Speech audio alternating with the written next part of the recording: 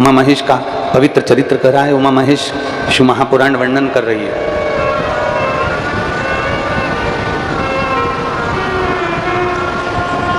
कभी आपको लगे कि मेरे जीवन में बहुत संघर्ष का समय चल रहा है, बहुत तकलीफ का समय चल रहा है, बहुत कष्ट का समय चल रहा है, बहुत दुख का समय चल रहा है, बहुत कष्ट का समय चल रहा है, बहुत तकलीफ का समय चल रहा है, बहुत कष्ट का समय चल रहा है। जब आपको लगे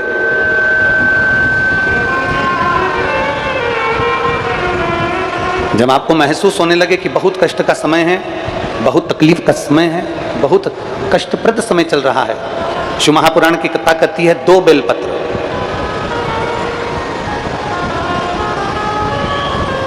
2 पुष्प, एक बेलपत्र पर श्वेत पुष्प और एक बेलपत्र पर लाल पुष्प। शंभु शरण आशीष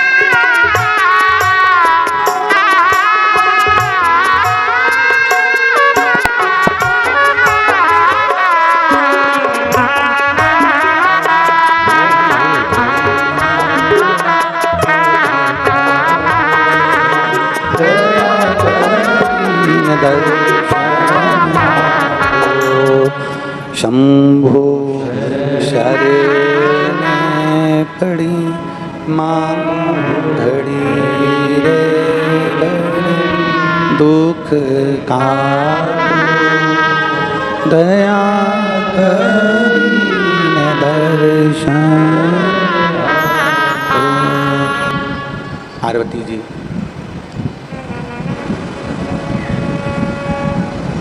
जिस समय दुख की घड़ी चल रही हो, तकलीफ की घड़ी चल रही हो, कष्ट की घड़ी चल रही हो, बहुत तकलीफ हो जीवन में चल रही हो,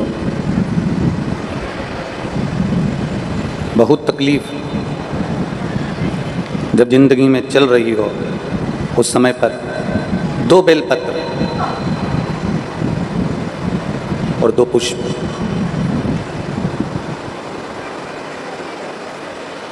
दो बेलपत्र और 2 पुष्प,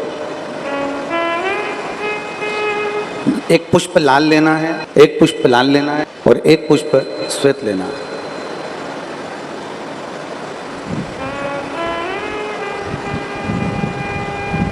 जो लाल पुष्प वाला बेलपत्र है उसको अशोक सुंदरी वाली जगह पर समर्पित करना और श्वेत पुष्प वाला जो बेलपत्र है, सफेद पुष्प वाला जो बेलपत्र है, उसको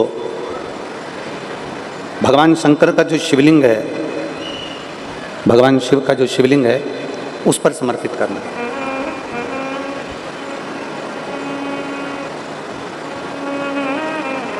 एक जो लाल बेलपत्र, लाल पुष्प का जो बेलपत्र है, लाल पुष्प वाला जो बेलपत्र है, लाल पुष्प का जो बेलपत्र है वो बेलपत्र अशोक सुंदरी वाली जगह पर, और श्वेत पुष्प का जो बेलपत्र है वो सफेद पुष्प वाला बेलपत्र भगवान शंकर के शिवलिंग पर समर्पित कर।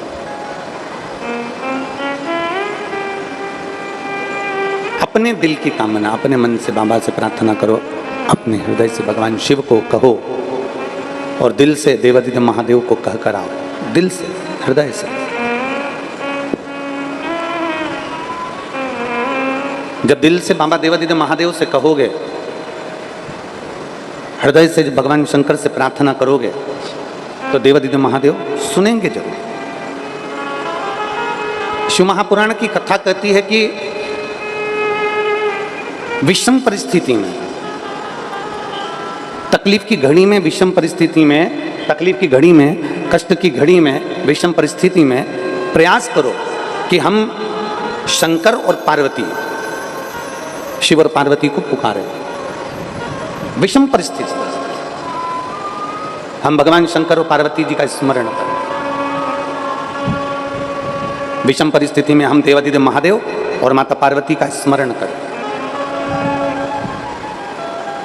कई लोग कहते हैं कि गुरुजी हम शिव जी को जल चढ़ाते हैं और देवादिदेव महादेव को जल चढ़ाते हैं, तो क्या पार्वती जी को भी जल चढ़ाने जाना पड़ेगा? पार्वती जी को भी जल चढ़ाने के लिए जाना है? शिव महापुराण की कथा कहती है, आप अगर हृदय रखकर जरा ध्यान देंगे, जैसे ये शिवलिंग है, ये जलाधारी है, और अगर आप हृदय रखकर जब हम देवादिदेव महादेव को जल चढ़ाते हैं, शंकर जी को जल चढ़ाते हैं, और वहीं जल चढ़ाते चढ़ाते आप अशोक सुंदरी वाली जगह अर्थात माता पार्वती जी का हस्तकमल और अशोक सुंदरी वाली जगह पर भी अपने जल को थोड़ी सी धार लगा देते हैं, तो शंकर और पार्वती दोनों को ही वो जल समर्पित। वैसे तो शिव महापुराण की कथा ये कहती है कि केवल एक देवादिदेव महादेव को जल चढ़ा देने से, शिव महापुराण की कथा कहती है केवल एक देवादिदेव महादेव को जल समर्पित कर देने से 33 कोटि देवता, चाहे फिर उसमें गणेश जी हों, कार्तिकेय जी हों, जगदम्बा अम्बा हो, चाहे नवग्रह देवता हो, चाहे पंचलोकपाल हो, षोडश मातृका हो, 64 योगनियाँ हो, सारे देवी देवता उस शंकर भगवान के शिवलिंग में विराजमान हैं। तो शिव महापुराण की कथा कहती है, जब हम एक लोटा जल, जैसे हमने दूसरे दिन की कथा में एक बात कही थी कि अपने पितृदेव, अपने कुल देव, अपने ग्राम देव, अपने स्थान देव, अपने नगर देव, किसी भी देवता का अगर हम स्मरण कर रहे हैं और हमको नहीं मालूम कि हमारा कुल देवता कौन है, हमें नहीं मालूम हमारी कुल देवी कौन है, हमें नहीं मालूम हमारे पितृ कौन है, हमें नहीं मालूम कि हमारे स्थान देवता कौन से हैं, हमें नहीं मालूम कि हमारे खेड़े के देवता कौन से हैं, तो शिव महापुराण की कथा कहती है एक लोटा जल जब हम देवादिदेव महादेव को समर्पित करते हैं तो सारे देवताओं को वो जल प्राप्त हो जाता है और सारे देवता मिलकर हमारा कल्याण कर देते हैं।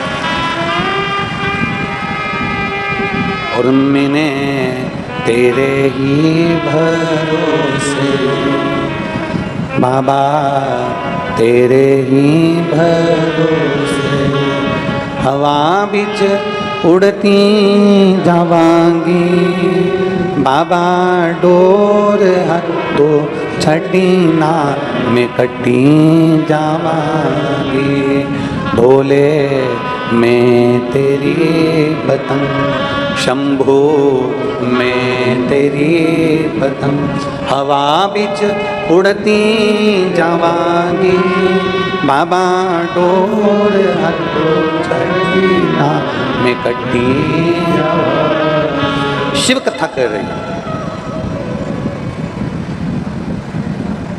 भगवान देवादिदेव महादेव का चरित्र कर रहा है।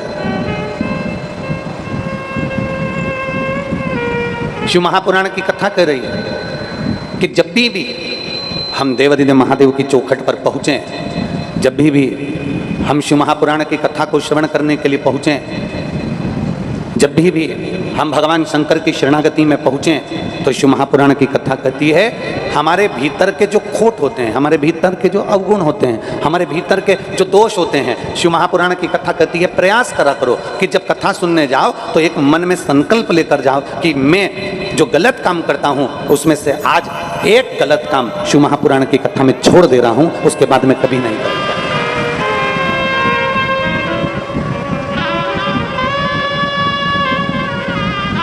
मैं मदिरा का पान करता हूँ, आज मैं शिव महापुराण की कथा में से ये संकल्प लेकर जाता हूँ कि आज के बाद मैं मदिरा का पान नहीं करूँगा। मैं सिगरेट पीता हूँ, बीड़ी पीता हूँ, आज मैं शिव महापुराण में से ये संकल्प लेकर जाऊँगा कि मैं सिगरेट बीड़ी नहीं पीऊँगा। आज मैं संकल्प लेकर जाऊँगा कि मैं गुटखा नहीं खाऊँगा। आज मैं संकल्प लेकर जाऊँगा कि मैं जुआ नहीं खेलूँगा। आज मैं संकल्प लेकर जाऊँगा कि मैं कभी किसी का दिल ना दुखाऊँगा। अपने भीतर एक गुण धारण करो और अपने भीतर का एक अवगुण शिव महापुराण की कथा में छोड़कर चले जाओ कि मैं ये अवगुण अपने भीतर का छोड़कर जा रहा हूं भगवान की कथा को श्रवण करने के लिए। भगवान शिव की कथा श्रवण करने के बाद में मैं ये एक अवगुण छोड़कर जा रहा हूँ। अपने भीतर मैं भगवान का विरल भक्ति को धारण करूंगा। मैं भगवान शिव की विरल भक्ति को अपने भीतर उतार। एक पत्र है, उस पत्र में एक बहन ने लिखा,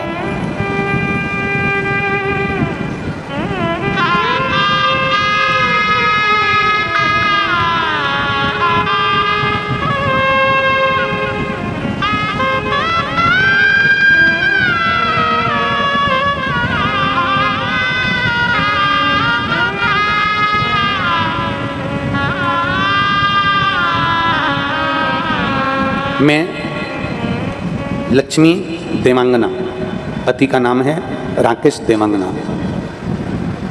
लक्ष्मी देवांगना, राकेश देवांगना, कहीं बैठी हो तो हाथ हिला सकती हैं। कोरोना काल से आपकी कथा सुनना प्रारंभ करा। मेरे पति नशा बहुत करते थे, घर में भी क्लेश होता था, मोहल्ले के लोग भी कहने आते थे, अब मैं करूं तो करूं क्या। तब मैंने शिवजी पे जल चढ़ाना प्रारंभ करा, देवादिदेव महादेव से प्रार्थना करना प्रारंभ करा, शंकर का चढ़ा हुआ जल पति को देना प्रारंभ करा। आज मैं बाबा को धन्यवाद देने के लिए आई हूं कि मेरे पति ने नशे को छोड़ना प्रारंभ कर दिया और नशा कम कर दिया। अर्थात थोड़ा थोड़ा प्रयास जब हम अपनी जिंदगी में करेंगे, कुछ अच्छा करने का प्रयास करेंगे, कुछ एक संकल्प अपने भीतर लेकर चलेंगे कि मुझे ये करना है, अपने भीतर एक संकल्प को धारण कर कर चलेंगे कि मैं शिव महापुराण की कथा में सुनने के लिए गंगई जा रहा हूँ, मैं शिव महापुराण की कथा सुनने के लिए गंगई क्षेत्र पहुँच रहा हूँ, तो मैं भी एक संकल्प कर कर जाऊँगा कि वहाँ से जब लौट कर आऊँगा तो अपना एक व्यसन, एक गलत काम, अपने भीतर का एक दोष मैं छोड़कर परमात्मा की शरणागति की ओर बढ़ूँगा। एक अवगुण छोड़ जा।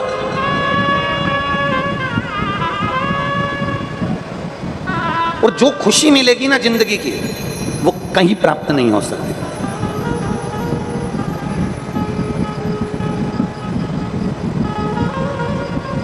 एक माताजी ने पूछा, गुरुजी हमारे को खुश रहना है तो हम कौन सा प्रयोग करें?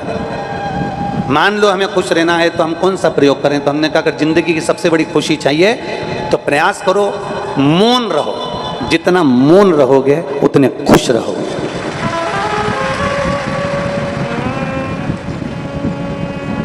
और हमारे घर में तकलीफ चल रही है, हमारे घर में कष्ट चल रहा है, हमारा मकान नहीं है, गाड़ी नहीं है, हमारे पास में दुकान नहीं है, तो मैं सोच रही हूँ कि कुछ ऐसा कर लूँ कि थोड़ा बहुत गवर्नमेंट से लोन ले लूँ, किसी बैंक से, और अपना काम निकाल लूँ, अपना काम कर लूँ। तो मैंने उस बहन से कहा, देखो मौन में खुशी है, लोन में कभी खुशी नहीं हो सकती, लोन में खुद खुशी हो सकती है।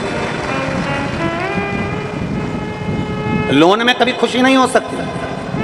लेकर आप मकान बना लीजिए, लोन लेकर आप बंगला बना लीजिए, लोन लेकर आप विवाह कर लीजिए, लोन लेकर आप गाड़ी ले लीजिए, लोन लेकर, लोन वाले तो तैयार बैठे हैं, बैंक वाले तो तैयार बैठे हैं कि लोग किसको लोन चाहिए, क्योंकि उनको तो ज़्यादा मिलेगा।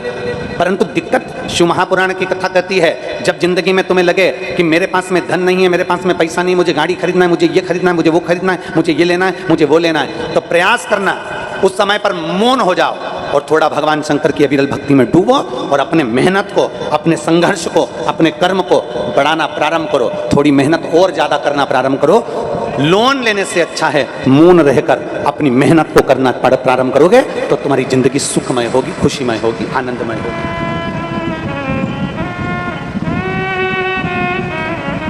प्रसन्न रहने के लिए, आनंद में रहने के लिए, खुश रहने के लिए मौनता का जरूरी है, मौन रहना जरूरी है खुश रहने के लिए।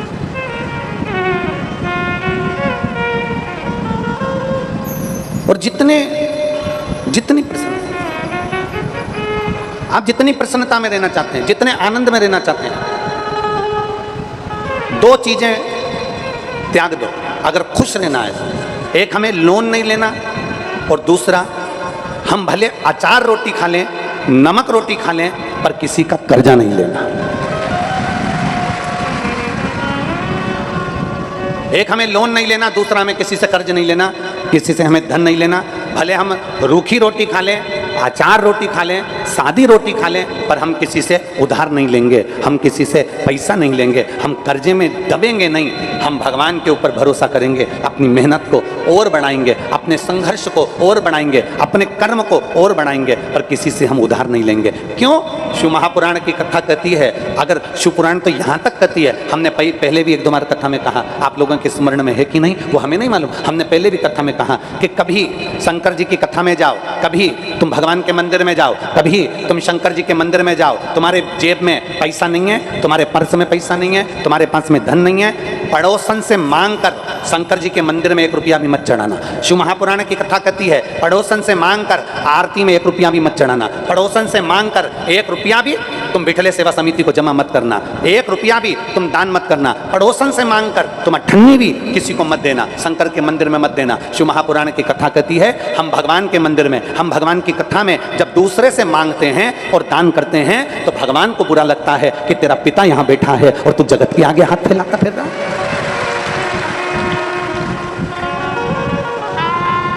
किसी से मांग कर नहीं, हमें किसी से मांग कर, हमें किसी से उधार लेकर मांग कर दान नहीं करना है, हमें किसी से पैसा लेकर आरती में नहीं चढ़ाना, बल्कि भगवान देवादिदेव महादेव से यह कहना, बाबा ऐसी कृपा कर मेरे भोले भंडारी कि मेरी झोली में इतना धन देना कि एक बार मैं भी शिव महापुराण की कथा करवा सकूं, ऐसी कृपा कर। वैसे तो नगर में, गांव में, क्षेत्र में, खेड़े में, शहर में जो शिव महापुराण की कथा होती है, एक व्यक्ति नहीं करवाता, भले नाम लिख दिया जाए कि अग्रवाल जी ने कराई, गोयल जी ने कराई, साहू जी ने कराई, या बघेल जी ने कराई, या इसने कराई या उसने कराई, भले नाम लिख दिया जाता है, पर शिव महापुराण की कथा कहती है, कथा में जितने लोग कथा श्रवण करने के लिए आते हैं, जितने लोग इस कथा के पंडाल में पहुंचते हैं, जितने लोग आस्था चैनल पर कथा सुनते हैं, जितने लोग फेसबुक पर कथा सुनते हैं, जितने लोग यूट्यूब पर कथा सुनते हैं, शिव महापुराण की कथा कहती है, जितने लोग श्रवण करते हैं, कथा सबकी कहलाती है, कथा एक की नहीं कहलाती है, सबकी है।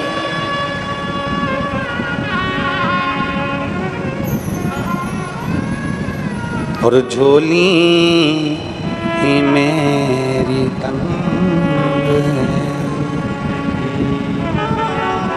तेरे यहाँ कमी नहीं, तेरे करम से हूँ यहाँ, कोई तो शे मिली नहीं, झोली ही मेरी तंग है, तेरे यहाँ कमी नहीं। शिव महापुराण की कथा कहती है, भगवान शंकर का संवाद कहता है, भगवान शंकर का चरित्र कहता है, दूसरे से मांगकर 1 रुपया भी हमें दान नहीं करना, दूसरे से मांगकर 1 रुपया भी हमें मंदिर में नहीं देना, भगवान से प्रार्थना करना। और हम रोज भोलेनाथ जी से जो प्रार्थना करते हैं वो प्रार्थना आप भी करो कि बाबा किसी स्त्री की गोदी, किसी माँ की गोद, किसी नारी की गोद कभी खाली मत रखना, और किसी पुरुष की जेब कभी खाली मत रखना। जिस नारी की गोदी खाली रहती है, जिस स्त्री की गोद खाली रहती है, उस स्त्री को बहुत सुनना पड़ता है, उस स्त्री को बहुत सुनना पड़ता है। और जिस पुरुष की जेब खाली रहती है, जिस पुरुष की जेब खाली रहती है, उस पुरुष को भी बड़े धक्के खाना पड़ते हैं, बहुत सुनना पड़ता है, बहुत अपशब्द सहन करना पड़ते हैं। एक पत्र में एक माँ ने लिखा,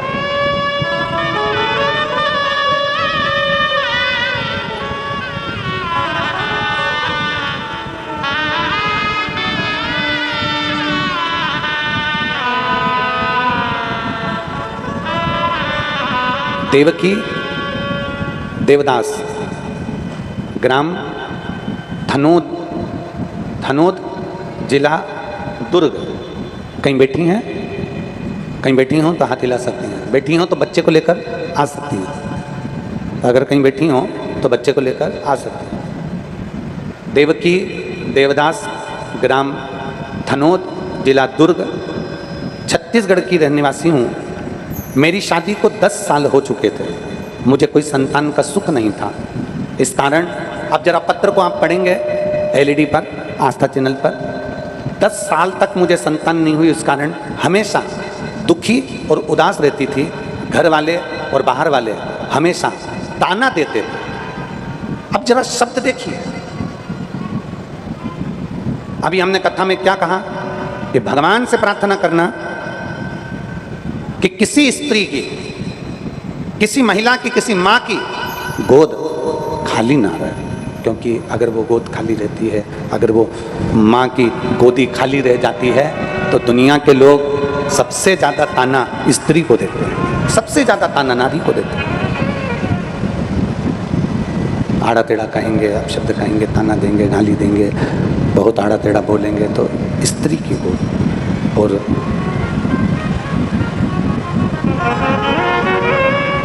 इतना ताना देते हैं गुरुदेव, मैंने 1 साल, 2 साल, 3 साल, 4 साल, 5 साल इंतजार करा, 10 साल निकल गए, संतान का सुख नहीं हुआ। तब मेरी चाची जी ने कहा कि तू उदास क्यों रहती है।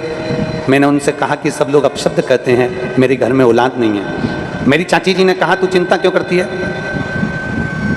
रायपुर में गुड़ियारी के अंतर्गत वो सीहोर वाला महाराज आया है, उसकी कथा चल रही है। अगर एक दिन भी तू पंडाल में पहुंच गई और तूने झोली पसार कर अगर कथा में मांग लिया, तो ये पक्का है कि तेरे घर में औलाद जरूर होगी, पक्का है। चाची के कहने पर मैं गुड़ियारी गई, 1 दिन की मात्र कथा सुनी थी, बहुत भीड़ थी, और गुड़ियारी की 1 दिन की कथा सुनी। गला पकड़ रहा है बाबा। 1 दिन की कथा को सुना और 1 दिन की कथा श्रवण करी और बाबा से प्रार्थना करा, बाबा तू सबकी झोली भरता है, ऐसी कृपा कर दे कि मेरी भी झोली भर दे। और बाबा ने ऐसी कृपा करी गुरुदेव, मैं क्या वर्णन करूं। मेरी चाची ने मुझे पशुपति व्रत के बारे में बताया, पशुपतिनाथ का व्रत करना प्रारंभ करा, पशुपति व्रत करना प्रारंभ करा, और बाबा का प्रसाद लाती, रात्रि को खाती, शाम को, और बाबा की कृपा से 10 साल बाद बाबा ने ऐसी कृपा करी। हमने गुड़ियारी की कथा तो सुन ली, उस समय हमारा गर्भ नहीं ठहरा, समय निकल गया, कई लोग कहने लगे तेरा संतान होगी ही नहीं। हमने भी बाबा का पीछा नहीं छोड़ा, बाबा के मंदिर जाती रही, जल चढ़ाती रही, और 26/5/2024 को बाबा की कृपा से मेरे घर में संतान की प्राप्ति हो गई। मैं शिव को नमन करती हूँ।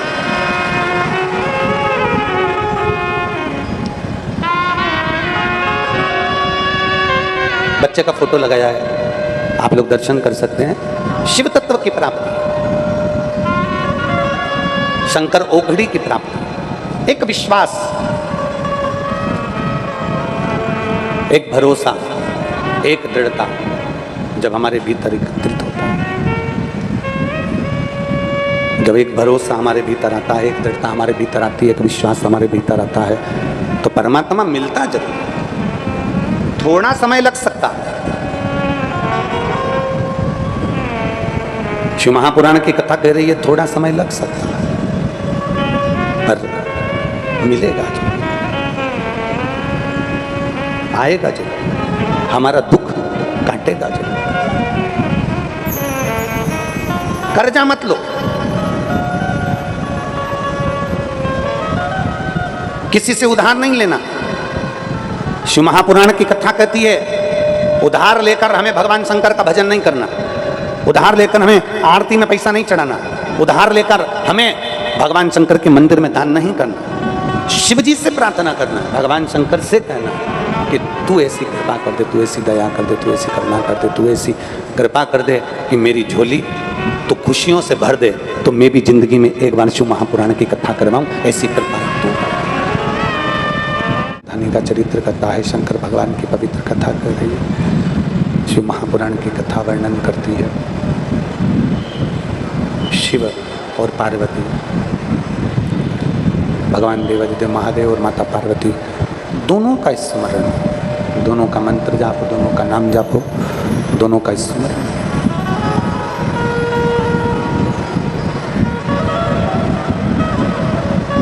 शिव कथा में जाएं, भगवान ओगरदानी के पवित्र कथा के पंडाल में जब पहुँचें,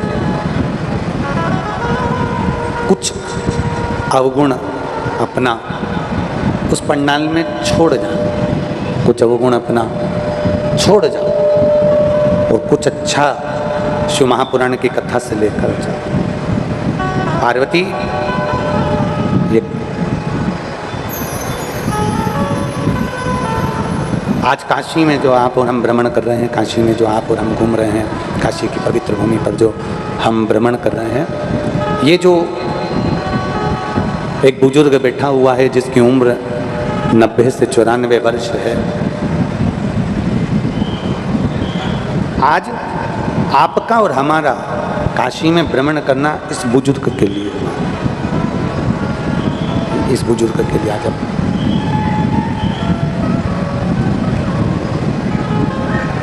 ध्यान देंगे।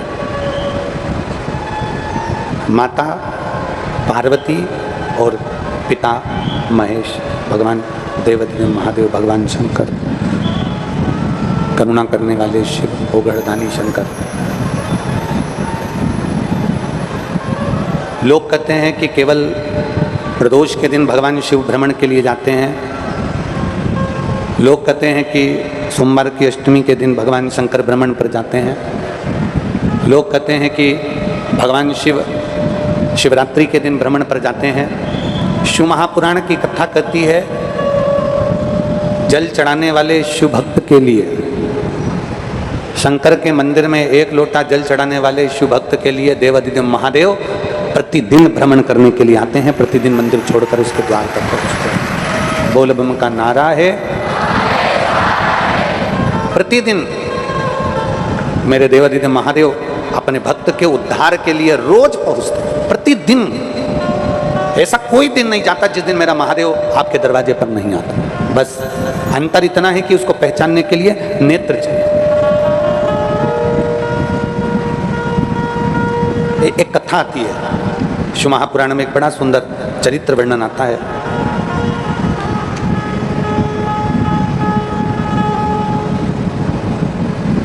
एक विरथ नाम के बड़े प्रसिद्ध राजा हुए।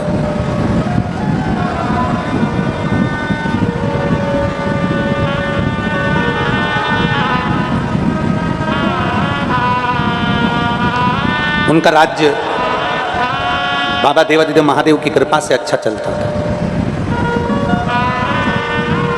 विरथ नाम के राजा के एक पुत्र हुआ जिसका नाम था सूरत। सूरत क्या नाम था? जम के बोलो जरा, जम के। सूरत। विरथ नाम के राजा का एक पुत्र होता है जिसका नाम है सूरत। अब सूरत जो था अपनी प्रजा का सही संचालन कर रहा था, सब कुछ ठीक चल रहा था, सब कुछ श्रेष्ठ कार्य कर रहा था, सब अच्छे से चल रहा है, सब अच्छे से धारण कर रखा है।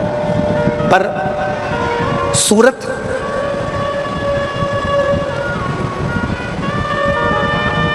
भगवान देवाधिदेव महादेव और माता पार्वती से प्रेम नहीं रखता था, स्नेह नहीं रखता था। कभी ना कभी उस सूरत के मुख से कहीं ना कहीं किसी ना किसी रूप में शिव और पार्वती की निंदा हो जाती है। शिव महापुराण की कथा कहती है, भगवान देवाधिदेव महादेव का चरित्र कहता है, बन सके तो भगवान शंकर की कथा का रसपान करिए, बन सके शिव जी के मंदिर में एक लोटा जल समर्पित करिए। शिव महापुराण की कथा कहती है, पर जिंदगी में एक बात पल्लू में गांठ बांध कर रख लो कि अगर कहीं शंकर की निंदा हो रही हो तो या तो वहां जवाब दे दो। अगर तुम्हें बन सकता है कि कोई शिव की निंदा कर रहा हो, शिव पुराण की निंदा कर रहा हो, शंकर की निंदा कर रहा हो, शिव भक्त की निंदा कर रहा हो, बन सके तो उसको जवाब दो। जवाब नहीं दे सकते तो शिव महापुराण की कथा कहती है, उस निंदा वाली जगह से उठकर चले जाओ, तो उससे बढ़कर कोई पुण्य नहीं है। अपने कानों से ना तो हमें शंकर की निंदा सुनना है और ना अपनी जिह्वा से कभी शिव की निंदा कभी नहीं करना। विरथ नाम के राजा का एक पुत्र है जिसका नाम है सूरत।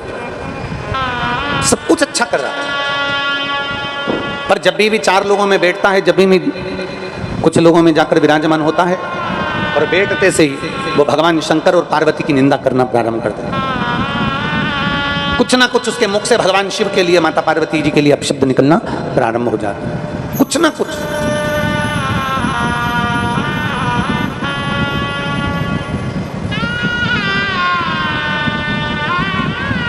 शिव जी का तो कभी कभी सम्मान कर भी देता है, पर माता पार्वती जी का सम्मान नहीं कर पाता वो। माता पार्वती जी का आदर नहीं कर पाता, माता पार्वती जी का सत्कार नहीं कर पाता था।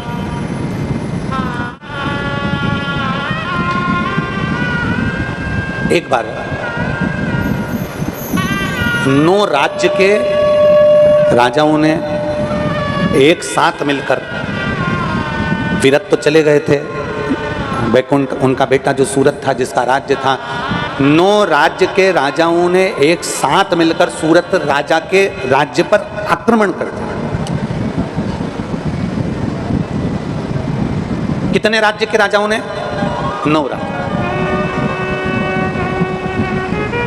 अब 9 राज्य के राजाओं ने जब सूरत पर आक्रमण किया, 9 राज्य के राजाओं ने जब सूरत के राज्य पर आक्रमण किया, सूरत लड़ा, युद्ध किया, हार गया, दूसरी जगह चले गया, वहां उसने अपने मंत्रियों के साथ में, अपने सैनिकों के साथ में दूसरा राज्य स्थापित कर दिया। अब दूसरा राज्य स्थापित कर देने लगा। पहले राज्य को 9 राज्य के राजाओं ने इसलिए आक्रमण कर जीत लिया क्योंकि ये शिव और पार्वती की निंदा में लगा रहता था। अब दूसरा राज्य का निर्माण करा, दूसरे राज्य का निर्माण करता है और दूसरा राज्य निर्माण कर वहां पर भी यही काम कर रहा है, वहां पर भी निंदा कर रहा है। शंकर पार्वती की निंदा करने वाला,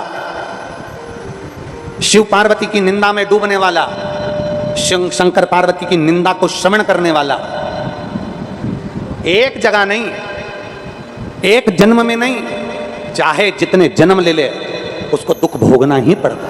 वो सुख नहीं भोग सकता, उसको दुख भोगना ही पड़ेगा। विरत राजा का बेटा सूरत ने एक राज्य पूरा चले गया, एक राज्य पूरा समाप्त हो गया। एक राज्य पूरा के पूरा जब चले गया, एक राज्य जब पूरा के पूरा समाप्त हो गया, तब दूसरे राज्य का निर्माण करा। दूसरे राज्य का निर्माण कर रह रहा था, इतने में फिर 9 राज्यों के राजाओं ने फिर आक्रमण कर दिया और सूरत को फिर आक्रमण कर पूरा की पूरा फिर बर्बाद कर दिया। फिर वापिस उसको बर्बाद कर दिया। अब की बार उसने सोचा करूं तो करूं, अब क्या करूं। सूरत पूरा राज्य जब चले गया, आंखों में जल भरकर सोच रहा, विचार कर रहा, मनन चिंतन कर रहा। मैंने अपने राज्य वालों को कभी दुख नहीं दिया, मैंने अपने राज्य वालों को कभी कष्ट नहीं दिया, मैंने अपने राज्य वालों का भरण पोषण करा, पर ऐसा क्या है कि मेरे राज्य को 9 राजाओं के आक्रमण से समाप्त कर देते। मेरा एक राज्य चले गया, दूसरा राज्य का निर्माण करा, दूसरा राज्य चले गया। अब मैं करूं क्या? मैं किससे पूछूं? मैं किसके दरवाजे पर जाऊं? मैं किससे कहूं कि मेरा राज्य पूरा की पूरा चले गया? सूरत राजा घोड़े पर सवार हुआ और जंगल की ओर निकल गया, जंगल की ओर चल गया। अब जंगल में गया तो एक बड़ा सुंदर सा आश्रम दिखाई दिया उसको। बहुत सुंदर सा आश्रम है, बहुत सुंदर जगह है, जलाशय है, बहुत सारे ऋषि मुनि संत साधक उपासक वहाँ पर तब साधना में लगे हुए हैं। दरवाजे पर बैठे हुए एक मुनि से उन्होंने पूछा, ये किसका आश्रम है? ये आश्रम है किसका? मुनि बोले, ये मुनि मेधा का आश्रम है। मेधा मुनि का आश्रम? हाँ। क्या मुझे गुरुजी का दर्शन हो जाएगा? क्या मुझे गुरुजी के दर्शन हो सकते हैं? क्या मैं गुरुजी के चरणों को प्रणाम कर सकता हूँ? क्या मैं गुरुजी को नमन कर सकता हूँ? मुनि मेधा से मैं क्या मिल सकता हूँ? सूरत बार बार विनती करते रहे, पर मुनियों ने मुनि मेधा से राजा सूरत को नहीं मिलवाया। 3 दिन तक राजा सूरत वहाँ रहे। 3 दिन रहते एक दिन क्या हुआ, एक कोई वैश्य, एक कोई बनिया उस मुनि मेधा के आश्रम में आ गया। एक बनिया, एक वैश्य मुनि मेधा के आश्रम में आया और मुनि मेधा के आश्रम में एक बनिया एक वैश्य जैसी आया। राजा सूरत ने पूछा, तुम कौन हो? वो वैश्य कहता है, वो बनिया कहता है कि मैं वैश्य हूँ, मैं बनिया हूँ, व्यापारी हूँ। यहाँ कैसे आना हुआ? यहाँ क्यों आए हो? मैं मुनि मेधा के पास में केवल एक प्रश्न करने के लिए आया हूँ। बढ़िया बोलता है, वैश्य कहता है मुझे केवल एक प्रश्न मुनि मेधा से करना है। क्या प्रश्न करना है? मुझे मुनि मेधा से ये पूछना है कि मैंने जिंदगी भर कमाया, जिंदगी भर जोड़ा, मेरे बच्चों के लिए, परिवार के लिए, कुटुंब के लिए, कबीले के लिए, रिश्तेदारों के लिए, नातेदारों के लिए, सबके लिए मैंने कमाया। आखिरी में जब मेरे पास में धन बढ़ता चले गया, संपदा बढ़ती चली गई, सत्ता और वैभव बढ़ते चले गया, तो मेरे परिवार वालों ने मुझे धक्का देकर निकाल दिया और पूरे धन पर स्वयं कब्जा कर बैठ गए। मैं मुनि मेधा से पूछने आया हूं कि मैंने ऐसा कौन सा पाप किया, मैंने ऐसा कौन सा कर्म कर दिया, मैंने ऐसा कौन सा कृत्य कर दिया, मैंने ऐसा करा क्या जो मेरा पूरा की पूरा धन, वैभव, सत्ता, मेरी पत्नी, मेरे बच्चे, मेरा कुटुंब, मेरी बहुएं, मेरे बेटे पोते, सबने मुझे धक्के मारकर निकाल दिया। और मैं मुनि मेधा से ये प्रश्न करने के लिए आया हूं कि मैंने कर्म कौन सा ऐसा किया।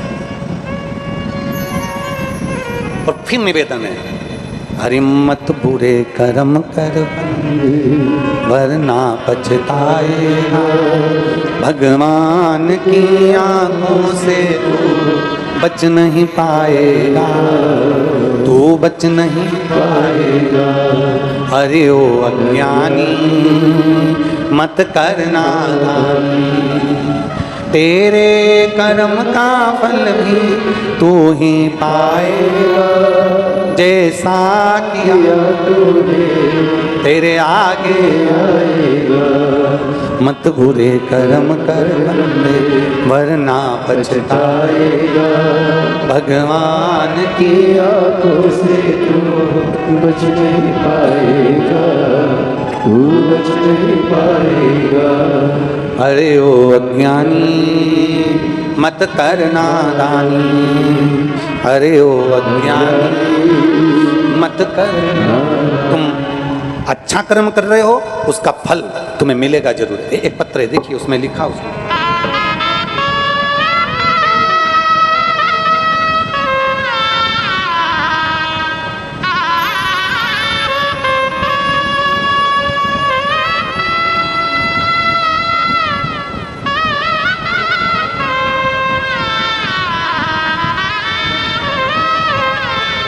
मेरा नाम अंबिका सिंह, मैं धमतरी जिला परसा गुंडा के निवासी हूँ। कहीं बैठी हैं? श्री शिवाय नमस्ते। बच्चे आइए साथ में, लिया उसके लिए। मेरा नाम अंबिका सिन्हा, मैं धमतरी जिला परसा गुंडा की निवासी हूँ। मेरी पोती मोक्षिका सिन्हा जो 4 साल की है, जो बोल भी नहीं पाती थी, सुन भी नहीं पाती थी और चलने का भी क्रम नहीं था। आपकी कथा 3 साल से डॉक्टरों का उसका इलाज चल रहा है, लेकिन कोई फर्क नहीं पड़ा था। जब 3 साल से डॉक्टर का इलाज चल रहा है जिसमें वो ना बोल पाती हैं ना सुन पाती हैं, उसको बीच बीच में मिर्गी के दौरे भी आए। अब हम करें तो करें क्या? डॉक्टर ने तो कह दिया था कि ये बोलेगी नहीं, सुनेगी नहीं, पर एक आस बाबा पर लगाकर बैठे थे और एक आस हमने बाबा पर लगाया और शिवजी पे चढ़े हुए जल को हमारी बच्ची को, पोती को देना प्रारंभ करा। आज मैं बाबा को इसलिए इस बच्ची को प्रणाम कराने लाई हूँ कि ये बच्ची बिल्कुल भी ना तो बोलती थी ना बिल्कुल सुनती थी, एक जैसी बस पड़ी रहती थी। आज बाबा की कृपा से इसने थोड़ा सुनना भी चालू करा और थोड़ा बोलना भी चालू करा। ना बोल पाती थी ना सुन पाती थी। मैं बाबा को केवल इसको प्रणाम करने के लिए लेकर आई। जब डॉक्टर ने कह दिया कि नहीं तो ये सुन भी नहीं सकती, बोल भी नहीं सकती, अब वहाँ से पहले लोग कहते थे ये गूंगी है, ये बोल नहीं सकती, पर मेरे बाबा ने इसके मुख में वाणी दी और मेरे बाबा ने इसको सुनने की शक्ति प्रदान करी। ये शिव तत्व है। एक भरोसा जब पूर्ण रूप से हम शंकर भगवान पर करते हैं, एक विश्वास जब पूर्ण रूप से हम शिव जी पर करते हैं, हमारा भरोसा, हमारा विश्वास जब दृढ़ होता है, प्रबल होता है, तो देवादिदेव महादेव का दर्शन जरूर होता है। दुनिया के लोग भले कहते हैं, और निवेदन आप सबसे कहे, दुनिया के लोग कहते रहें शंकर पर जल चढ़ाने से क्या होगा, बेलपत्र खिलाने से क्या होगा, पर जिसने शिव जी पर चढ़े हुए जल का आचमन किया है, जिसने शंकर भगवान पर चढ़े हुए जल को पाया है, उसको मालूम है कि शंकर का चढ़ा हुआ जल साधारण नहीं, औषधि के तुल्य हो जाता है, औषधि के तुल्य।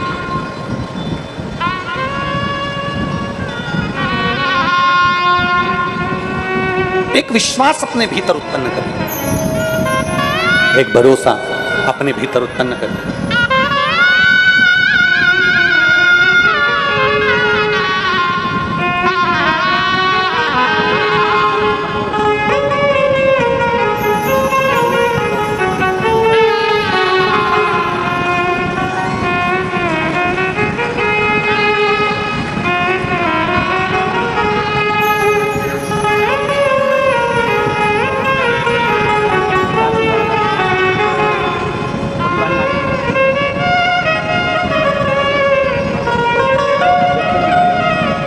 जी बोल रही हैं, पहले हर थोड़ी देर में झटके आ जाते थे, अब थोड़ा बोलना भी चालू करा है, और मिर्गी के झटके भी अब बंद हो गए, ये शिव की कृपा।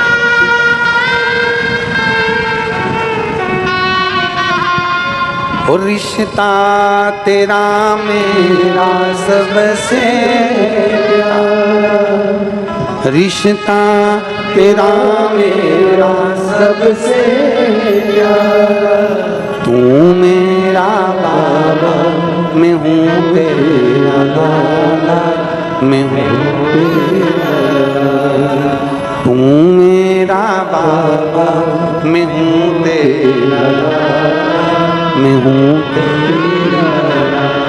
एक विश्वास के साथ, एक भरोसे के साथ जब हम शिव को रिझाते हैं, थोड़ा समय लग सकता है।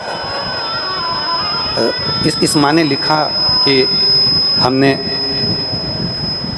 इस पत्र में वो लिख रही है, 3 साल लगातार, 3 वर्ष तक लगातार डॉक्टर को दिखाया, और डॉक्टर ने एक ही बात कही, अब इसका मिर्गी का जो दौरा आ रहा है वो भी बंद नहीं होगा, सुनना भी नहीं आएगा और बोलना भी नहीं। पर बाबा ने उसको वाणी भी दी, श्रवण शक्ति भी दी, और मिर्गी का दौरा भी उसका समाप्त हुआ। ये शिव पर करा हुआ भरोसा, एक दृढ़ भरोसे के साथ में, एक विश्वास के साथ में जब हम भगवान देवादिदेव महादेव के पास जाते हैं, हमारा महादेव हमारी बात को स्वीकार कर। तुमसे कोई कहे कि शंकर सुनते हैं, तुम बिल्कुल छाती ठोक कर कह देना, अगर दिल से कहोगे तो भगवान जरूर सुनता है, जरूर।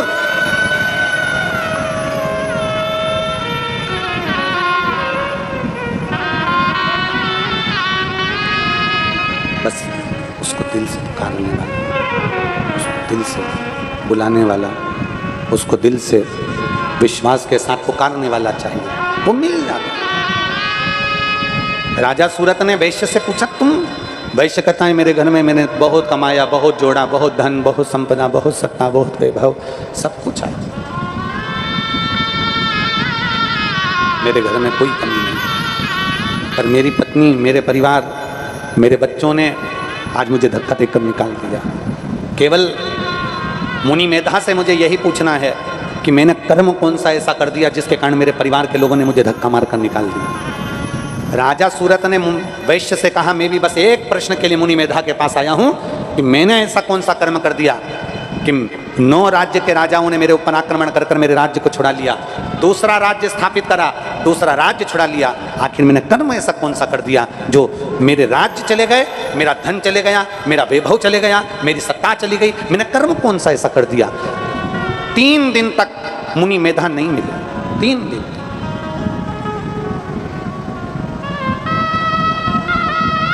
और जब 3 दिन तक मुनि मेधा, 3 दिन तक मुनि मेधा जब नहीं मिलते हैं, 3 दिन मुनि मेधा नहीं मिले, चौथा दिन आ गया, मुनि मेधा जी के पास में किसी मुनि ने जाकर प्रार्थना कर दी, निवेदन कर दिया, गुरुदेव बाहर 2 भक्त आए हैं और दोनों दुखी हैं, दो भक्त आए और दोनों दुखी हैं, दोनों के नेत्रों में जल है गुरुदेव। अब संत संत होता है, गुरु गुरु होता है, साधु साधु होता है, तपस्वी तपस्वी होता है, साधक साधक होता है, उपासक उपासक होता है। दुनिया में सबसे कोमल दिल, दुनिया में सबसे नम्र दिल, दुनिया में सबसे स्नेहिल दिल अगर माना गया है तो किसी संत साधु गुरुजन ब्राह्मण जन तपस्वी जन साधक और उपासक का माना गया। गुरु एक ऐसा होता है, गुस्सा कर भी देता है, क्रोध कर भी देता है। संत साधु सन्यासी तपस्वी साधक उपासक अगर क्रोध कर भी देते हैं तो संत साधु सन्यासी तपस्वी साधक उपासक का जो हृदय होता है इतना भगवान की भक्ति में डूबा डूबा इतना नर्म हो जाता है कि अगर गुस्सा कर भी देता है तो दूसरे क्षण में माफ कर भी देता है। वो संत, वो साधु, वो गुरुजन, वो तपस्वी, वो साधक, वो उपासक।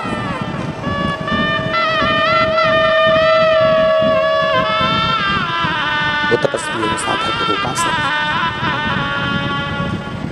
मुनि मेधा ने बुलाया। मुनि मेधा ने कहा कि जो दरवाजे पर खड़े हैं ना उनको बुलाइए, बुलाओ जरा उनको। राजा सूरत और वैश्य दोनों हाथ जोड़कर मुनि मेधा के पास खड़े हो गए, दंडवत किया, प्रणाम किया। मुनि मेधा ने पूछा कैसे आना हुआ? बस एक प्रश्न है मेरा भी और एक प्रश्न है इस वैश्य का। मेरा प्रश्न केवल इतना है कि 9 राजाओं ने मिलकर मेरे सत्ता को जीत लिया, मैंने दूसरी जगह राज्य बनाया, उसको भी दूसरी बार जीत लिया। वैश्य का कहना है कि मैंने जिंदगी भर जोड़ा, जिंदगी भर जोड़ा, आखिरी में मेरे परिवार वालों ने मुझे धक्का देकर निकाल दिया।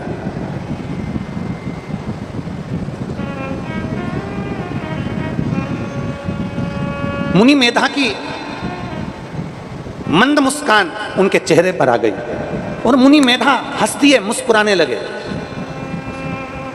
वैश्य को क्रोध आ गया, बनिया को क्रोध आया और वैश्य को बनिया को जब गुस्सा आया, क्रोध आया, वैश्य को उसने कहा कि हम तो दुख में पड़े हैं, हम कष्ट में पड़े हैं, हम तकलीफ में पड़े हैं, हम परेशानी में हैं और ये मुनि मेधा हमें देखकर हंस रहे हैं, हमें देख के मुस्कुरा रहे हैं। मुनि मेधा तुरंत बोले मैं तुम पर नहीं हंस रहा हूं, मैं तुम्हारे जो कर्म हैं उस पर हंस रहा हूं। क्या कर्म कर दिया हमने? शिव महापुराण की कथा कहती है, मुनि मेधा, राजा सूरत, राजा विरत और वैश्य की कथा कहती है। मुनि मेधा ने कहा तुमने अपने राज्य का संचालन सही करा, तुमने अपने राज्य का निराकरण सही करा, तुमने अपने घर का भरण पोषण सही करा, तुमने अपने बच्चों का ध्यान सही रखा, पत्नी बच्चे सबको अच्छा बनाया, पर तुमने एक गलती करी। वैश्य तू अपनी दुकान पर बैठता था, बनिए तू अपनी दुकान पर बैठता था और दुकान पर बैठकर जो ग्राहक आता था उससे शंकर की और पार्वती की निंदा करा करता था। और सुन राजा सूरत, तू तेरे राज्य को अच्छा चलाता था, तू तेरे राज्य का निर्माण अच्छा करता था, पर तू एक काम गलत करता था। तू जब 4 लोगों में बैठता था तब शंकर और पार्वती की निंदा किया करता था। तेरे पास कोई काम नहीं था, तेरा राज्य अच्छा था, तेरी सत्ता अच्छी थी, तेरा वैभव अच्छा था, तेरी दुकान अच्छी थी, तेरा व्यापार अच्छा था, तेरा परिवार अच्छा था, बस एक काम बुरा था कि तू शिव और पार्वती की निंदा करते थे। शंकर पार्वती की निंदा करने वाला कभी जिंदगी में सुख नहीं भोग सकता, उसको धक्के खाना ही पड़ता, उसको धक्के खाना ही पड़ते हैं। उसको जिंदगी में सारे धक्के खाने को मिलते हैं, संपूर्ण जीवन में वो दुख झेलता है। दुनिया के लोगों को लगे कि निंदा करने वाले तो फलते फूलते हैं, दुनिया के लोगों को लगे कि निंदा करने वाले तो बहुत आगे बढ़ते हैं, दुनिया को लोगों को लगे कि हमारा पड़ोसी शंकर जी की निंदा करता रहता है, लोटा भर के जल चढ़ाने कभी नहीं जाता, हमेशा बुरा बोलता रहता है शिव जी को, उसके बाद भी फल रहा है, उसके बाद भी उन्नति कर रहा है, उसके बाद भी उसकी तरक्की हो रही है। भूल जाओ, भूल जाओ, ये बात अपने मन से निकाल दो, ये बात अपने चित्त से निकाल दो। कर्म का भोग तो भोगना पड़ेगा, दुख तो आएगा, और वो दुख केवल अकेले को नहीं आएगा, वो दुख संपूर्ण जितने उसके परिवार वाले हैं उनको भी भोगना पड़ता है। हमारे दुख का कारण क्या है? कहा भगवान शंकर की धर्म पत्नी माता पार्वती जो दुर्गा कहलाती हैं, जगजननी जगदम्बा अम्बा कहलाती हैं, जगत धात्री दुर्गा भवानी कहलाती हैं, जो माँ अम्बा कहलाती है, माँ जगदम्बा कहलाती है, माँ बमलेश्वरी कहलाती है, माँ चामुंडा कहलाती है, माँ गंगई कहलाती है। वो देवी कोई साधारण नहीं होती, उसके माया में जो फंस गया वो गया, उसकी माया में भ्रमित कर दिया जाता। मुनि मेधा ने दोनों चरित्र सुनाया। सुनो, मैं तुम्हें एक चरित्र सुनाता हूं। एक बार भगवान विष्णु सो रहे थे, विश्राम कर रहे थे, और उनके कान के मेल से तो असुर प्रकट हो गए, मधु के टाप।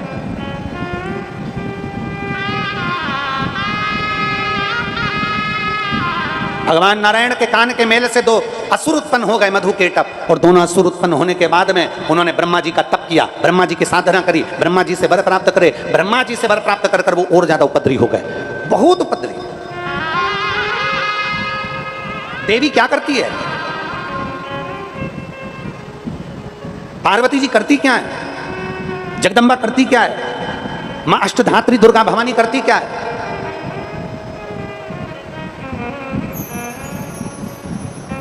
वो चरित्र बता रहे हैं मुनि मेधा। दोनों असुर प्रबल थे, देवता भी उनको जीत नहीं पा रहे थे, देवता जीत नहीं पा रहे थे। सारे देवताओं ने मिलकर माता पार्वती के पास में पहुंचे। मां जगतजननी से विनय करी, मां कुछ कृपा करिए। पार्वती जी ने पूछा हुआ क्या? 33 कोटि देवताओं को आया हुआ जानकर पार्वती जी पूछती हैं बात क्या है, क्या हुआ? मां मधु और केटप जी तो असुर परेशान करके रख दिए हैं, आप कुछ कृपा करिए। मां जगतजननी कुछ करुणा करिए, कुछ करुणा करिए।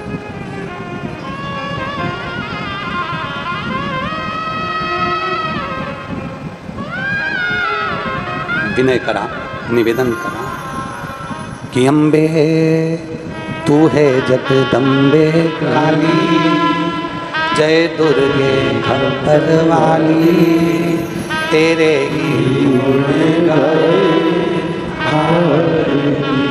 ओ मैया हम सब हारे तेरी,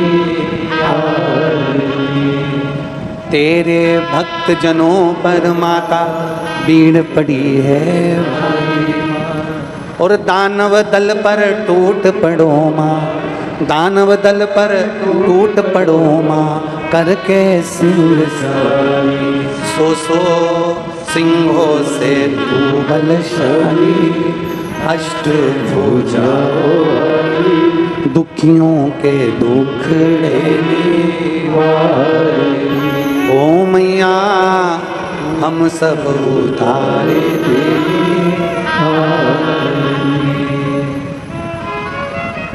स्नेह कर पुकारा, विनती करी, निवेदन किया, माँ कुछ कृपा करिए, कुछ करुणा करिए, कुछ दया करिए। पार्वती मैया मुस्कुरा दी। बहुत ध्यान देना इस शिव महापुराण की कथा के इन शब्दों पर। वैश्य दुखी, राजा सूरत दुखी, मुनि मेधा मुस्कुरा रहे थे। 33 कोटि देवता दुखी, सब पुकार रहे हैं मां दुर्गा भवानी को, जगदम्बा को। पार्वती जी मुस्कुरा रही है। कभी राम जी के मंदिर गए हो? अरे बोलो तो जम के। देवी जी के मंदिर गए हो? नवरात्रि में देवी जी की पूजन करते हो? कभी नारायण के मंदिर, राम मंदिर, कृष्ण मंदिर, देवी के मंदिर, लक्ष्मी के मंदिर, माता सत्यनारायण भगवान के मंदिर, कभी कृष्ण कन्हैया राधा रानी के मंदिर, कभी राम सीता जी के मंदिर, कभी दुर्गा भवानी के मंदिर, कभी जाकर दर्शन करना।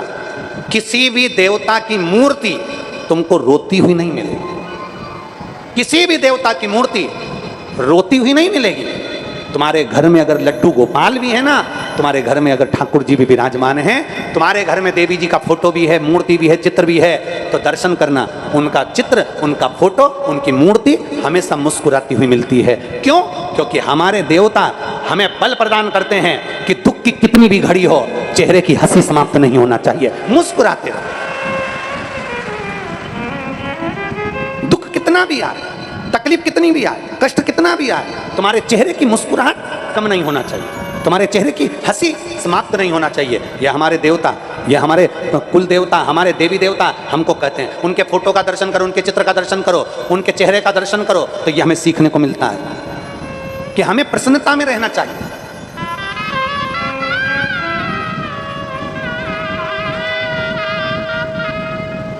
अपनी जिंदगी प्रसन्नता में जीना चाहिए। रुलाने के लिए तो पूरा जीवन पड़ा है। मेरे राम जी महाराज का जब प्राकट्य हुआ तो माता कौशल्या जी राम जी को रुला रही थी।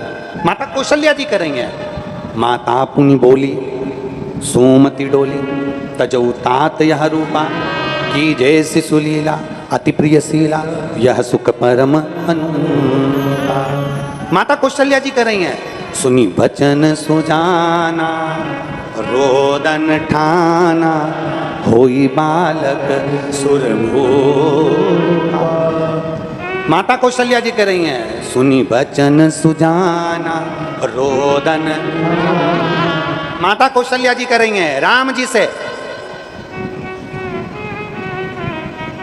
पृथ्वी पर जन्म लिया है, मृत्यु लोक में आयो। कौशल्या जी राम जी से कह रही हैं रोइए। माता कौशल्या जी ने राम जी को रुलाया, कहा इस मृत्यु लोक में जन्म लिया है तो रोना पड़ेगा। सुनी वचन सुजाना, रोदन होई बालक सुरभूपा। कौशल्या जी करेंगे मृत्यु लोक में जन्म लिया है तो रोना तो पड़ेगा, रोना पड़ेगा, क्योंकि जन्म लेने वाले व्यक्ति को माता कौशल्या जी रुला रही हैं राम जी को। तो आज भी हॉस्पिटल में जब बच्चे का जन्म होता है, बच्चे को डॉक्टर सिस्टर थप मारकर चिमटी खोलकर बच्चे को रुलाते हैं। बोलो मेरी माताओं सही है कि गलत है? जैसे कौशल्या जी ने राम जी को रुलाया था, आज भी जन्म लिए बच्चे को डॉक्टर सिस्टर थप मारकर चिमटी खोलकर रुलाते हैं, क्योंकि डॉक्टर भी कहते हैं आज रोएगा तो मरेगा तब तक रोएगा, क्योंकि दुनिया के लोग केवल रुलाना जानते हैं, शिव महापुराण हंसाना जानती है, मुस्कुराना जानती है। दुनिया के लोग रुलाएंगे, कभी बच्चों के लिए, कभी परिवार के लिए, कभी पत्नी के लिए, कभी कुटुंब के लिए, कभी जमीन के लिए, कभी जायदाद के लिए, कभी संपदा के लिए, कभी शरीर के लिए। पूरी उम्र बचपन से लेकर मरोगे तब तक केवल रोने में निकलना है। मुस्कुराने के लिए तो शिव महापुराण के ये 7 दिन मिलते हैं। खूब सेवा करो और खूब मुस्कुरा लो, ये जिंदगी के 7 दिन। और केवल शिव महापुराण के 7 दिन से मतलब ये नहीं है कि शिव पुराण के 7 दिन है, हमारी जिंदगी के 7 दिन है। रविवार, सोमवार, मंगल, बुध, गुरु, शुक्र, शनि, ये हमारी जिंदगी के 7 दिन है। इन 7 दिनों में खूब मुस्कुरा लो, क्योंकि ये 7 दिन अंतिम। श्रीमद् भागवत की कथा कितने दिन की होती है? बोलो बोलो जम के, 7 दिन की। गिरि गोवर्धन पर्वत को भगवान कृष्ण ने अपनी उंगली पर उठाया, कितने कोस का? 7 कोस। कितने दिन तक उठाकर रखा? 7 दिन तक। अपना जन्म कितने दिन में हुआ? आप और हम कब पैदा हुए? कोई रविवार को, कोई सोमवार को, कोई मंगलवार को, कोई बुधवार को, कोई गुरुवार को, कोई शुक्रवार को, कोई शनिवार को। 7 दिन में पैदा हुए। मरोगे कितने दिन में? अरे बोलो तो जम के, 7 दिन में। अलग से तुम्हारे लिए कोई दिन लिख कर नहीं आएगा, इन्हीं 7 दिन में, रविवार, सोमवार, मंगल, बुध, गुरु, शुक्र और शनि, इन्हीं 7 दिन में जन्म हुआ, इन्हीं 7 दिन में जाना है। और यही 7 दिन की शिव पुराण कहती है। रविवार को जन्म हुआ, सोमवार को बड़े हुए, मंगलवार को ब्याह हुआ, बुधवार को बच्चे हुए, गुरुवार को बीमार पड़े, शुक्रवार को हॉस्पिटल गए, शनिवार को सीताराम हो गए। 7 दिन में निकल, जीवन के 7 दिन ऐसे ही निकल जाते हैं मुस्कुराते। जिसने सेवा कर ली, जिसने चाकरी कर ली, जिसने भजन कर लिया, जिसने कीर्तन कर लिया, जिसने मंत्र जाप कर लिया, जिसने नाम जाप कर लिया, वो आनंद की सुख राशि प्राप्त कर लेता। मैं पूरे छत्तीसगढ़ वासियों को, गंडई के निवासियों को धन्यवाद देता हूँ। इस गंडई क्षेत्र के एक एक बच्चे को धन्यवाद देता हूँ, जिन्होंने अपने घर से, कोई ने पोहा बनाया, कोई ने खिचड़ी बनाई, कोई ने रोटी बनाई, कोई ने सब्जी बनाई और जनमानस की सेवा करी। भंडारा अपनी जगह चलता रहा। कई समाज, चाहे वो अग्रवाल समाज हो, साहू समाज हो, अन्य अन्य जितनी भी समाजें हैं, स्वर्णकार आदि की जितनी समाजें हैं, सब समाज ने आगे बढ़ बढ़कर अपने भंडारे चलाए और इन जनमानस की सेवा करी। तुम्हारा करा गया सेवा खाली नहीं जाएगी। और मैं विदिशा वासियों से निवेदन करूंगा, जहां 30 जून से 6 जुलाई तक कथा है, 1 बजे से 4 बजे तक, अपनी जिंदगी में ये सेवा का मौका मिल रहा है। विदिशा वालों को दिल से करो, आनंद से करो, बन सके जितनी सेवा करो, पर करो, ये मौका फिर नहीं मिलेगा। अब ये 7 दिन हो गए, सब अपने अपने घर चले जाएंगे, सब अपने अपने घर पहुंच जाएंगे। ये गंडई की जमीन, ये भूमि, ये रोड फिर वही खाली खाली दिखेगी। फोन किसके आ रहा है? अभी तो सब फोन भी लगा रहे थे। क्यों? हमें आगे बिठा दोगे क्या? क्यों? हम आ जाएं क्या? इतनी दूर दूर के रिश्तेदार फोन लगा रहे थे, मामा जी के, काका की, काकी के, लड़के की, लड़की का, लड़का का, छोरी का, साला, इतने दूर दूर वालों ने फोन लगाया। क्यों भैया? हम आ जाएं क्या? हमें जगह मिल जाएगी क्या, हम आ जाएं, हमें रहने की व्यवस्था हो जाएगी क्या, हम आ जाएं, प्रसादी की व्यवस्था हो जाएगी क्या। शिव महापुराण की कथा कहती है जैसे कथा सुनने के लिए रिश्तेदार फोन लगाते हैं कि हमारी यहाँ व्यवस्था हो जाएगी, उसी तरह शिव महापुराण की कथा कहती है अगर आप शंकर की कथा में पहुंचे हो तो चिंता मत करना, मेरे भोलेनाथ तुम्हारी सारी व्यवस्था कर ही देते हैं। ये शिव तत्व है, योग घड़ी है।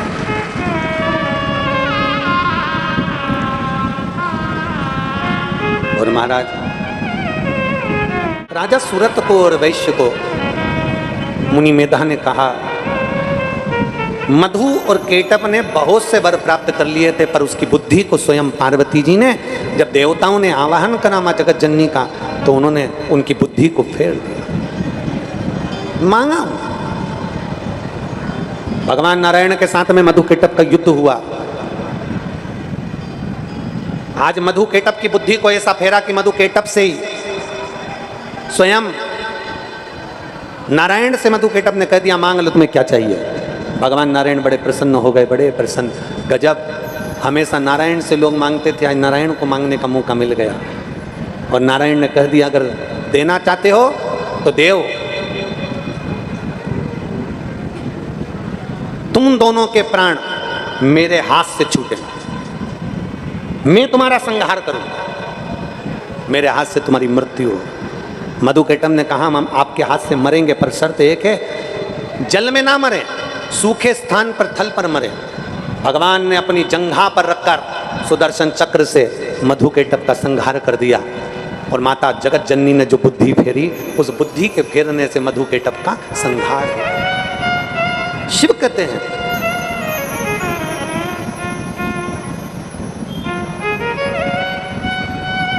भगवान शंकर काशी में मां जगत जननी पार्वती से कहते हैं सुनो जगत जननी, हे जगदम्बा पार्वती सुनो, तुम्हारा और मेरा नाम जब संसार का कोई मनुष्य लेता है, संसार सागर से मुक्त होकर कैलाश धाम में जाकर विराजमान होता है।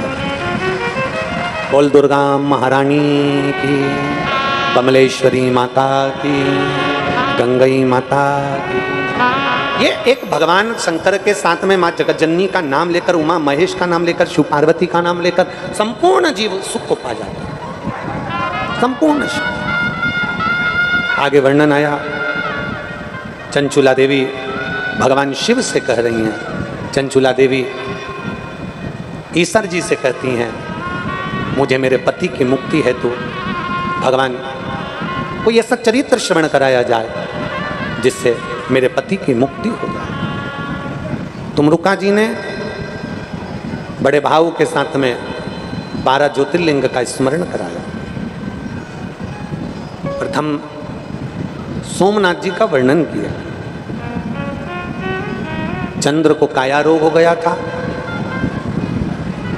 चंद्र के काया के रोग को समाप्त भगवान शिव ने किया, तो भगवान देवाधिदेव महादेव का नाम सोमेश्वर महादेव पड़ गया। बोल सोमनाथ भगवान की जय। फिर अगला वर्णन आया श्री मल्लिकार्जुन। षडानंद कार्तिकेय रुष्ट होकर चले गए थे।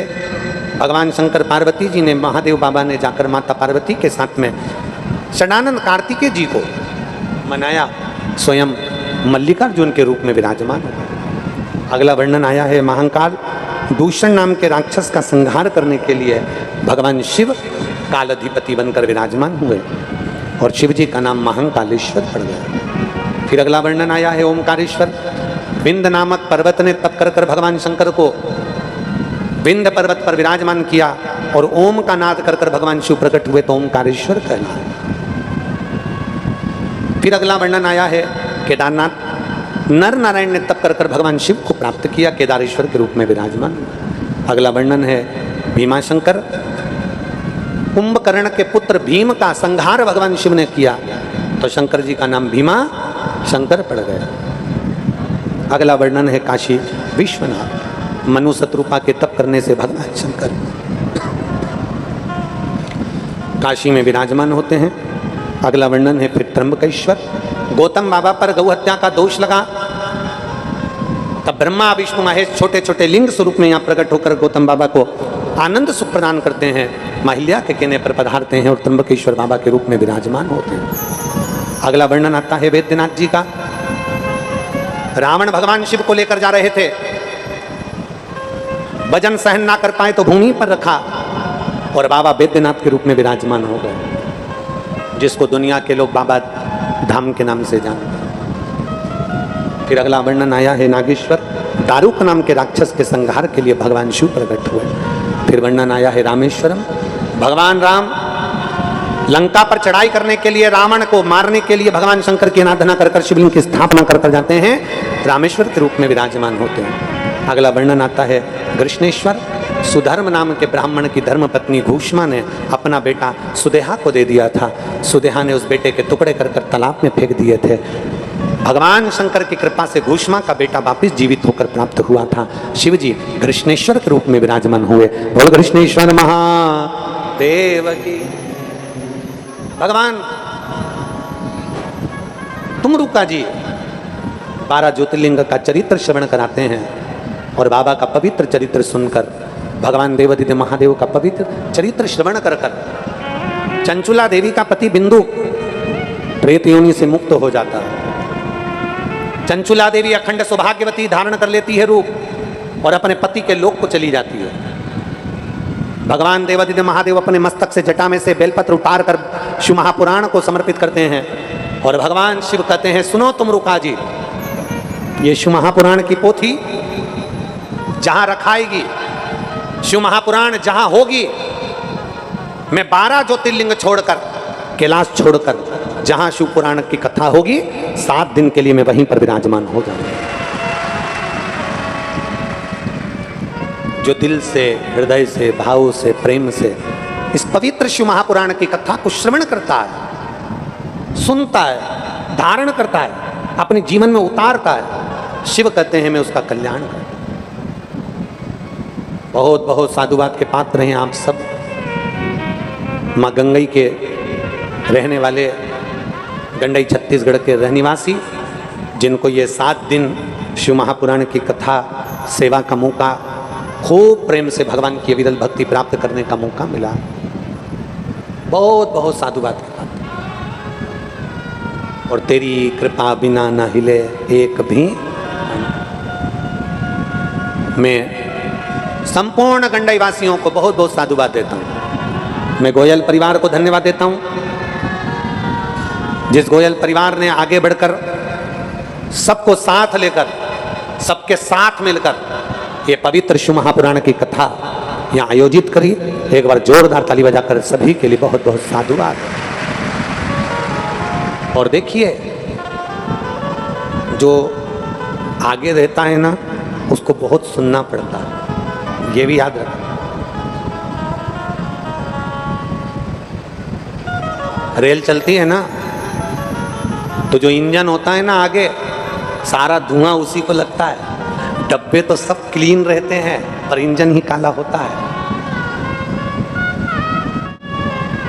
कई लोग कथा होने के बाद में हर जगह पर कई लोग कहते हैं हम आए थे, तुमने हमारा सम्मान नहीं करा, हम आए थे, हमें बैठने की जगह नहीं दी, हम आए थे, तुमने हमारे साथ ऐसा कर दिया, हम आए थे, तुमने वैसा कर दिया ना। शिव महापुराण की कथा होने के बाद तुम्हारे मुख पर एक भी शब्द नहीं होना चाहिए, बल्कि दुनिया के लोगों को कहना चाहिए कि गंडई में एक बार फिर शिव महापुराण की कथा होना चाहिए।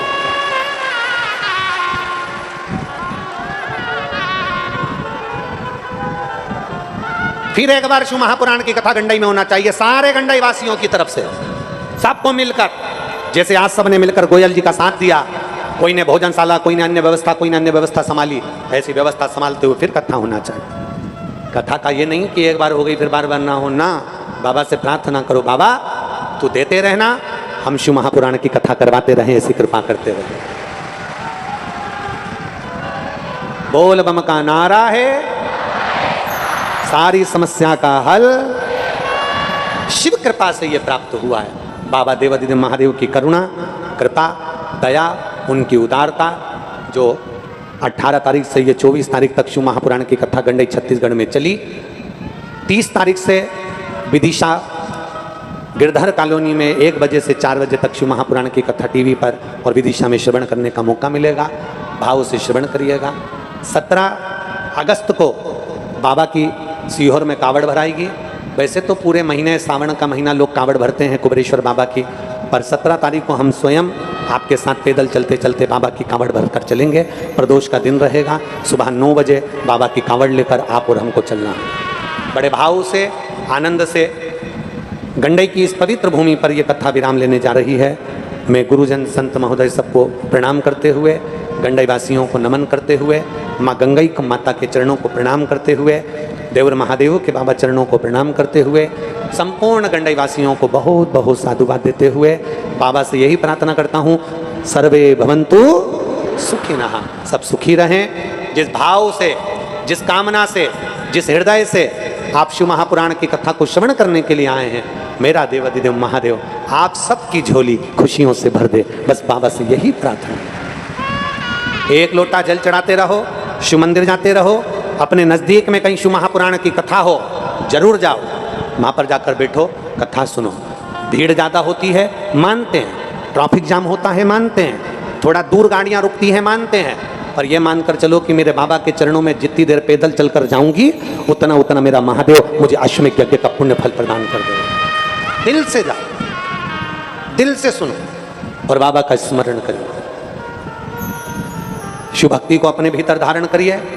बाबा देवाधिदेव महादेव की कृपा, भगवान ओघड़दानी भगवान शिव की करुणा और उनकी दया से आज यहाँ कथा विराम लेने जा रही है।